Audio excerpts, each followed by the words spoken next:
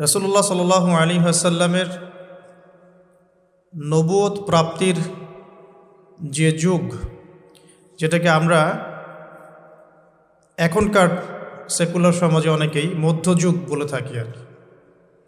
কথায় কথায় আমরা একটা শব্দ বলি, মধ্যযুগীয় বর্বরতা। মধ্যযুগ মানে কি? কোন সময়টাকে মধ্যযুগ বলা হয়? কেন সেই সময়কে বর্বর বলি? আইয়ামে জাহেলিয়াত মানে কি? কোন সমাজকে আইয়ামে জাহেলিয়াত বলা হয়? কেন বলা হয়? এখনকার যুগটা হচ্ছে গিলে খাওয়ানোর যুগ।